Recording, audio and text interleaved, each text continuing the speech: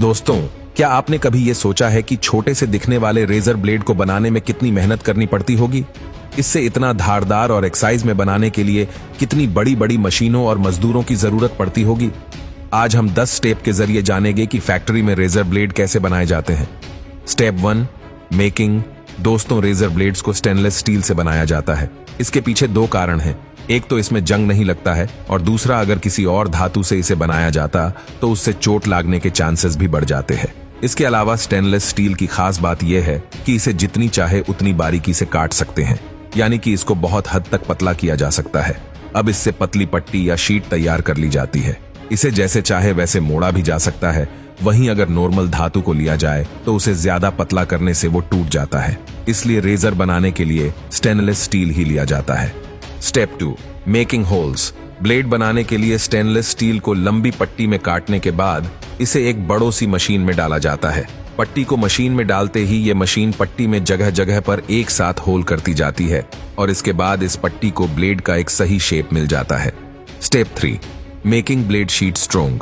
दोस्तों, पट्टी में होल होने के बाद ब्लेड को अपना शेप तो मिल जाता है, लेकिन जैसा कि हमने पहले ही बताया, ये पट्टी बहुत ही पतली होती है, जिसके कारण ये काफी नरम हो जाती है। लेकिन अब इसे मजबूत बनाने की तैयारी की जाती है। पट्टी को मजबूत बनाने के लिए इसे 1000 डिग्री सेल्सियस टेम्परेचर वाले एक भट्टी में डाला जाता है। आप सोच रहे होंगे कि इतनी ज्यादा टेम्परेचर में तो पट्टी ही जल जाएगी, तो ये ब्लेड मजबूत कैसे होगी? तो दोस्तों, बिल्कुल भी हैरान मत हो। ये दरअसल पट्टी को 30 सेकंड के लिए भट्टी में डाला जाता है। इसके बाद भट्टी से निकालते ही उस पर तेजी से पानी डाला जाता है, जिससे पट्टी ठंडी होकर मजबूत हो जाती है। Step 4, machine with -50 degree temperature.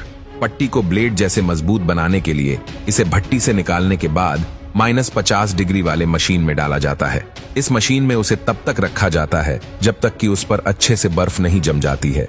इतना करने के बाद भी अभी के पट्टी मजबूत होने की कगार पर ही है। ये पूरी तरह से मजबूत नहीं हुई होती है। Step 5, 1000 degree Celsius temperature furnace. -50 degree temperature वाले मशीन से निकालने के बाद उस पट्टे को अब 1000 डिग्री सेल्सियस टेम्परेचर वाली भट्टी में डाला जाता है। इस बार वहां से निकालने के बाद ब्लेड अपनी धार पा लेती है।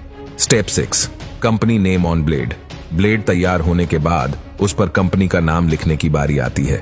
इसके लिए इंक का इस्तेमाल किया जाता है। ब्लेड को एक मशीन में डाला जाता है जहां उस पर इंक से नाम लिखा जाता है।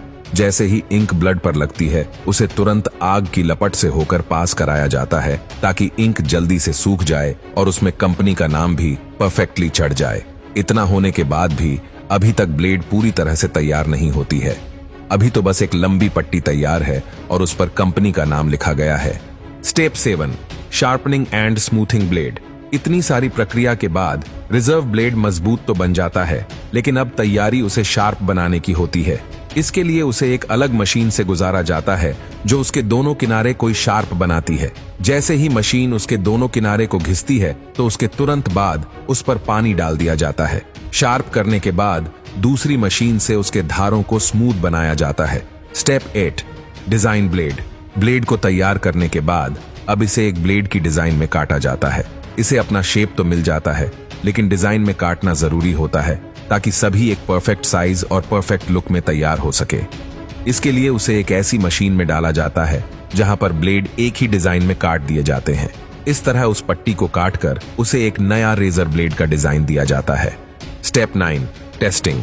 ब्लेड को काटने और डिजाइन देने के बाद उसकी टेस्टिंग की जाती है कि ब्लेड एक नए रेजर ब्लेड की तरह शार्प हुआ है या नहीं। इसके साथ ही यह भी देखा जाता है कि उसको परफेक्ट शेप और डिजाइन मिली है या नहीं। इसके साथ ही उसकी लंबाई, चौड़ाई सब चेक की जाती है। Step 10, packaging. ब्लेड की टेस्टिंग के बाद ब्लेड को एक खास लिक्विड पदार्थ में डुबाकर निकालने के बाद सुखाया जाता है। उसके बाद उस पर क्रोमियम चढ़ाकर उसे अच्छे से गर्म किया जाता है ताकि वो और भी स्ट्रोंग बन जाए। इसके बाद रेजर ब्लेड को आधे घंटे के लिए एक तेल में डुबा कर रखा जाता है और वहां से निकलने के बाद इसको पैकेजिंग के लिए भेज दिया जाता है, जहां इसे एक कागज में मशीन द्वारा पैक किया जाता है और फिर इस पर कंपनी का पैकेजिंग चढ़ाई जाती है। तो दोस्तों, लीजिए, इस तरह से रेजर ब्लेड्स पूरी तरह से बनकर मार्केट में बिकने के लिए तैयार हो जाता है।